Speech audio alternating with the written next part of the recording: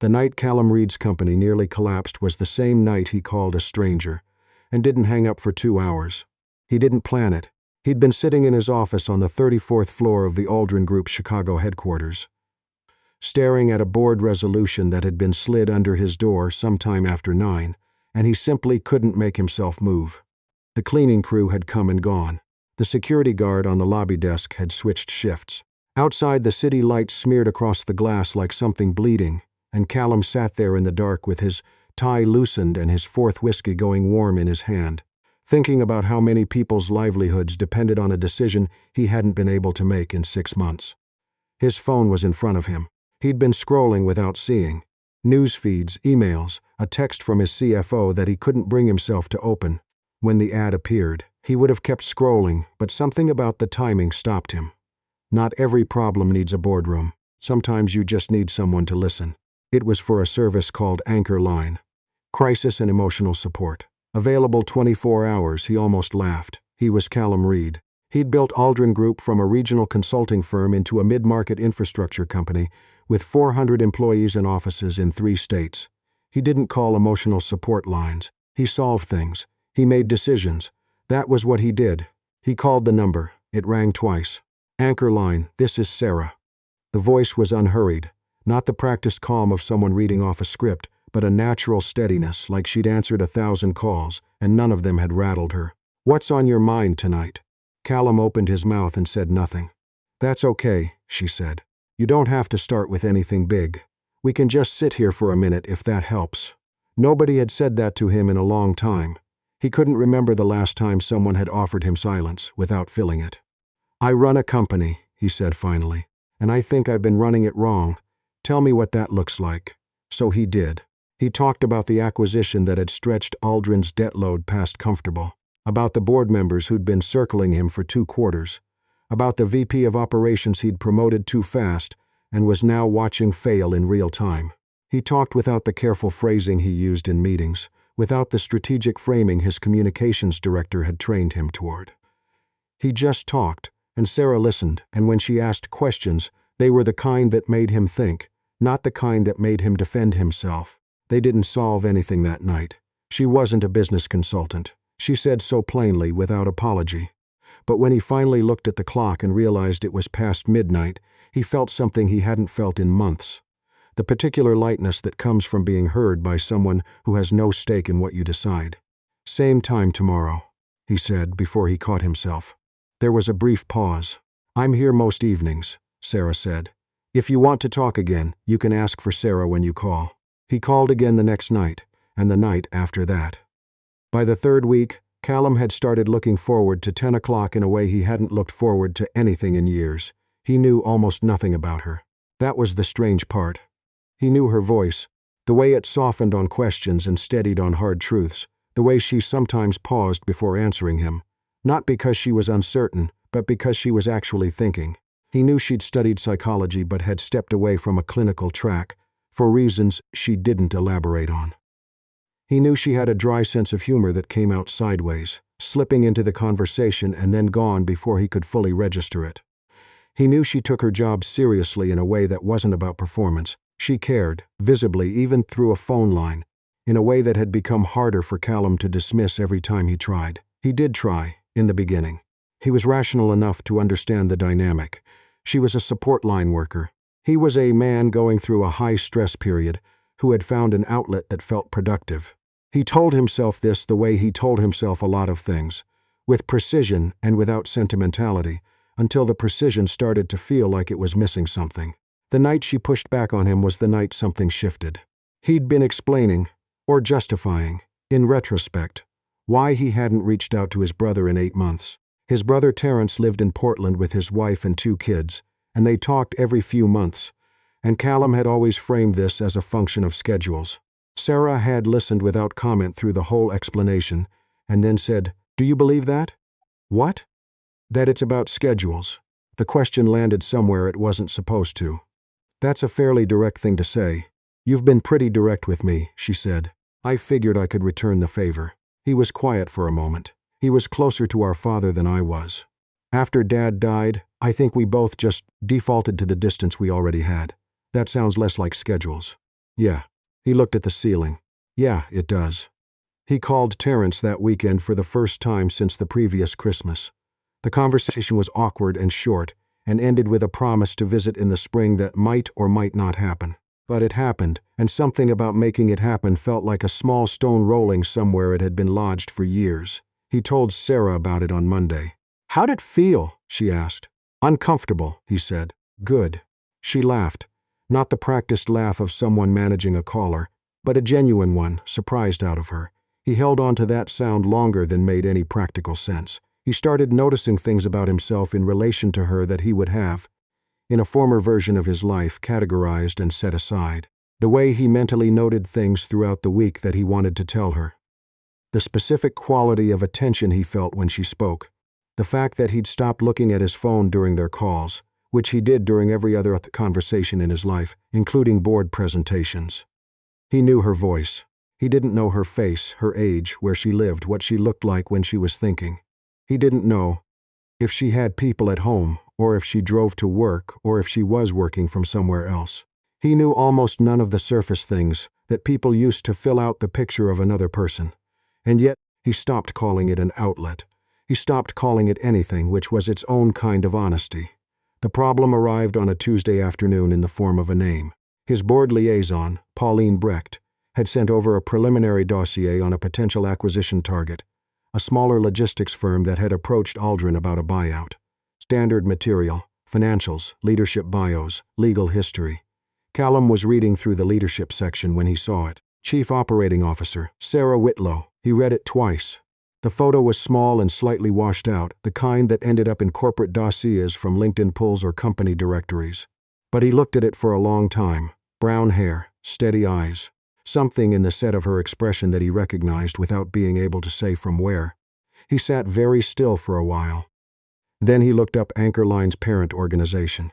It took him about 40 minutes of careful searching to find that the company that owned Anchor Line had a minority stake in 3 other service companies, one of which had been acquired in part by Whitmore Capital, whose managing partner was Kent Whitmore, currently on the board of the logistics firm where Sarah Whitlow worked.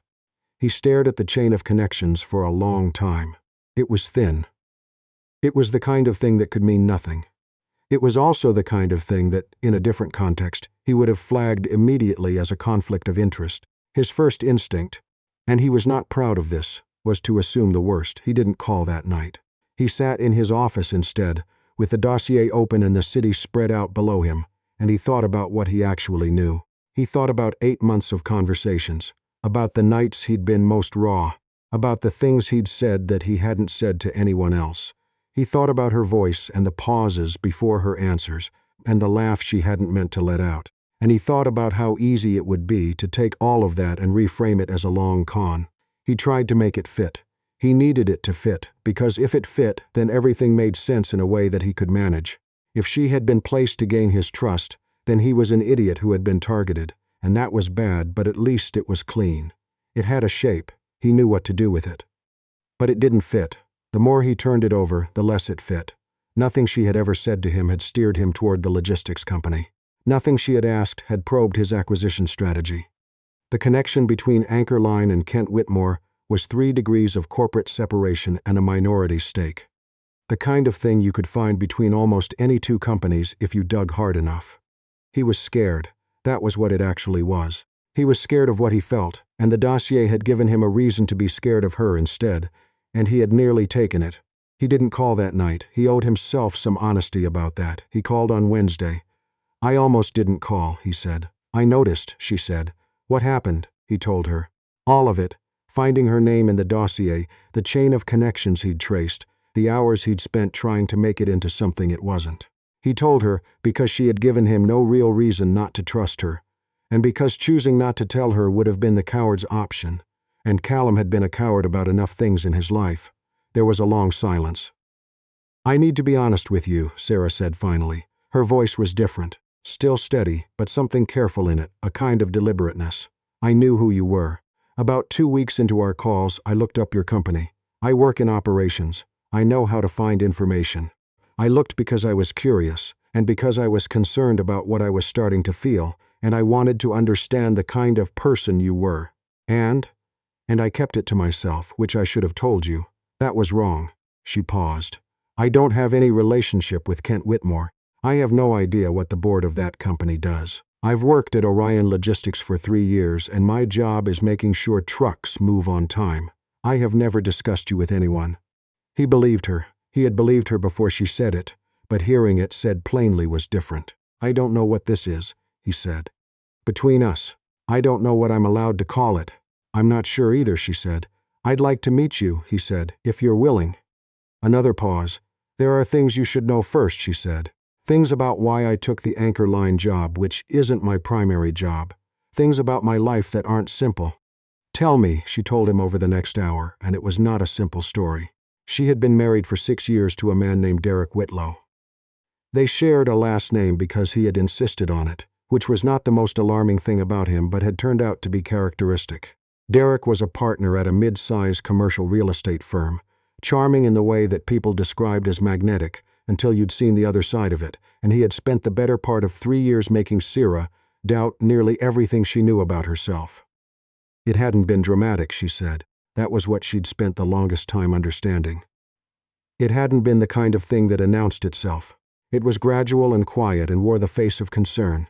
He worried about her judgment, her spending, her friendships, the hours she kept, the choices she made, until the worry had become the water she swam in, and she'd stopped being able to tell what was her instinct and what was his voice in her head wearing her instinct's clothes.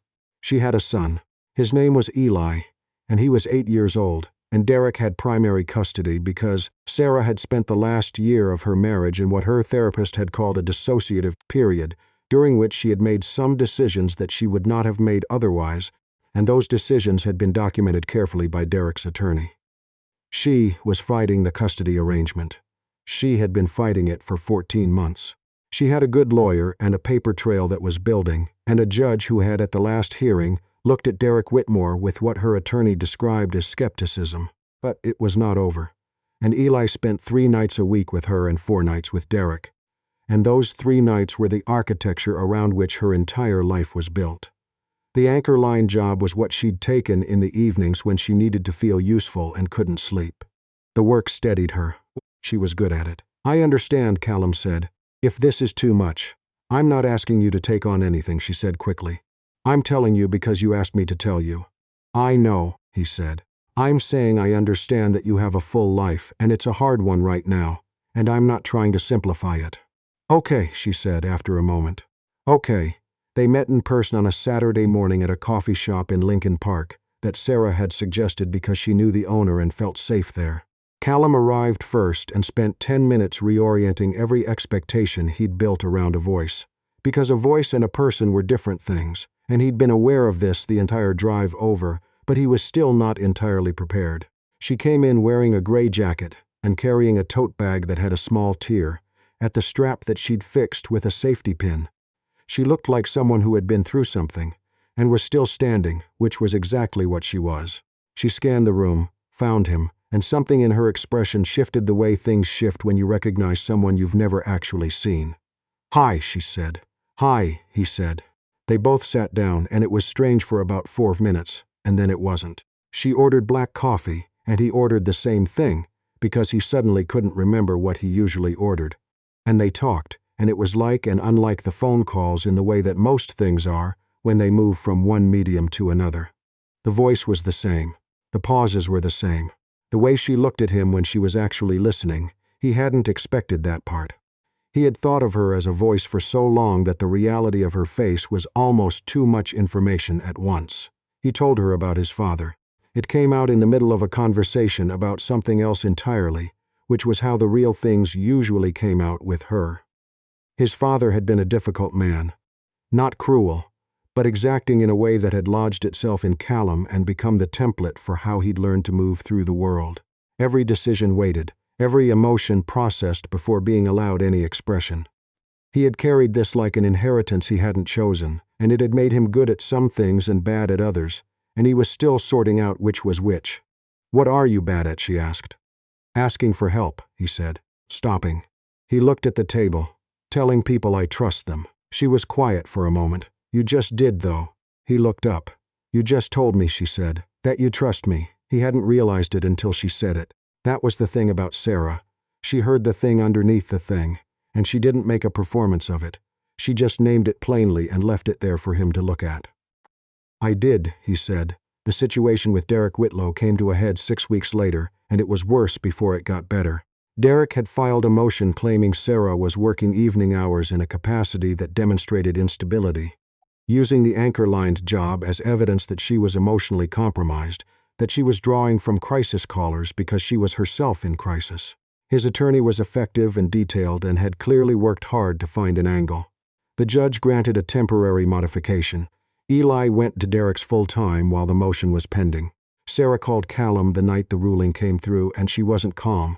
She was the opposite of calm, which was the first time he'd heard that in her, and it was worse because it was so unlike her. She wasn't falling apart. She was furious, which was somehow harder to hear. "I'm not unstable," she said. "I took that job because I needed purpose. That's what people do. They find purpose. That's not a symptom." "I know," he said. "He is going to use every single thing I've ever done to make me look like someone I'm not." "I know," he said again. And then carefully, "Will you let me help?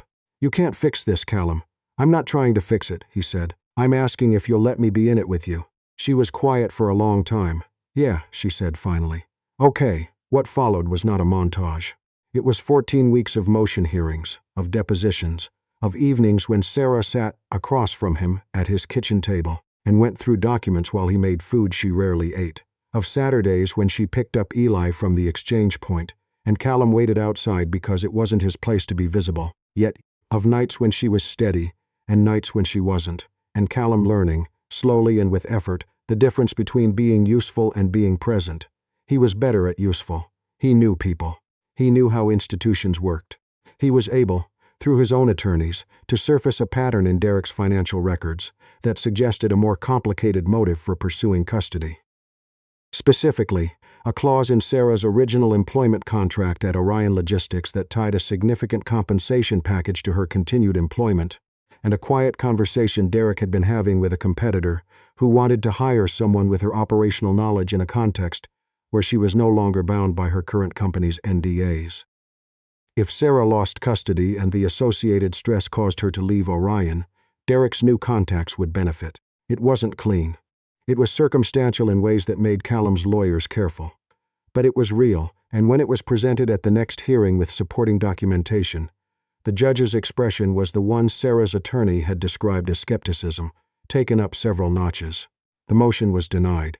The existing custody arrangement was reinstated. Derek Whitlow's attorney filed a countermotion that went nowhere and was withdrawn 3 weeks later. On the Tuesday after the ruling, Sarah brought Eli to pick up dinner at a place near Callum's office, because Eli had asked to see where the guy his mom talked about worked.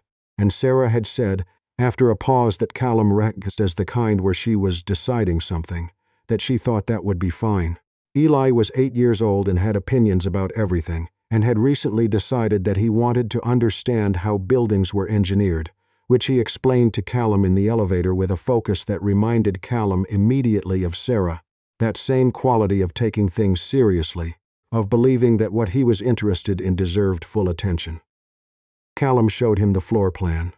He showed him where the structural columns were on the building schematics that hung on the operations wall. Eli asked 3 questions that were genuinely good questions and one that was not a question, so much as a statement about how elevators worked that was mostly right and partly wrong, and Callum answered them all with the same care. In the elevator going back down, Eli said, "You're not nervous." "About what?" Callum asked. "About us." Eli was matter-of-fact about it. "Some people get nervous. They try too hard." "Do they?"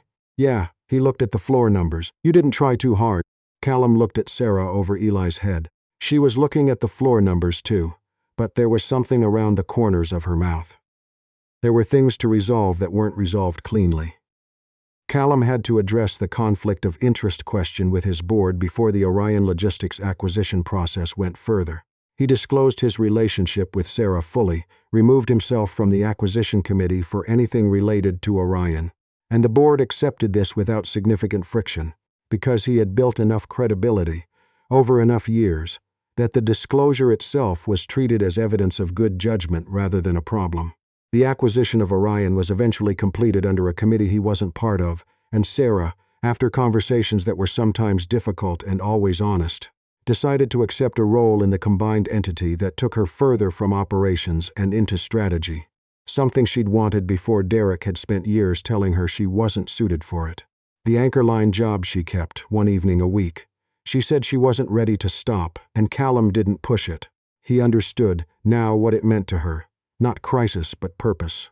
She was good at it in the same way she was good at other things. Without announcing it, they didn't move in together for another year. That was a deliberate choice, not a cautious one. There's a difference.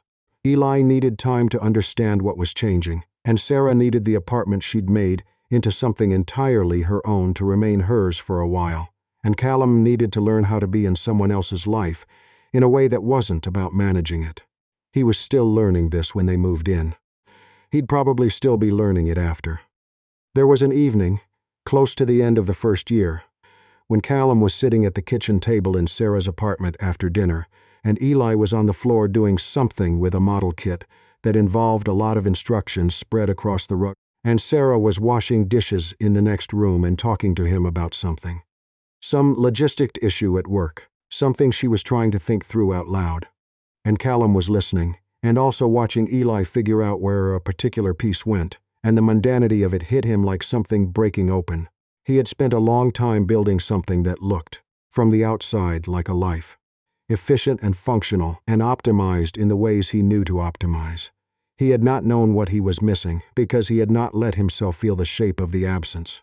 He had sat in a dark office with warm whiskey and a board resolution, and dialed a number that he would have, a year before, been contemptuous of dialing, and she had answered. "You're not listening," Sarah said, appearing in the doorway with a dish towel. "I am," he said. "What did I just say?" "You said the dispatching software has a latency issue that no one wants to acknowledge, and you're going to have to make someone uncomfortable about it." She pointed at him. "Lucky. I was listening," he said. "I was just also doing something else." "What else?" He looked at her in the doorway. He looked at Eli on the floor, who was now holding two identical pieces and frowning at the instructions with profound concentration. He looked at the table where the dinner dishes were still half cleared, and the window behind it where the city was starting its evening rearrangement of light. "I was noticing," he said. "That I'm happy." Sarah looked at him for a moment. The dish towel was over her shoulder. Something moved through her expression that she didn't try to name out loud, and he was glad. Some things didn't need naming. Eli looked up from the floor. "Can someone help me?" "I have two of the same piece, and I think I built something wrong." "That's a metaphor," Sarah said, going to sit beside him. "It's not a metaphor. I literally have two of the same piece." "I know, buddy. Let me see."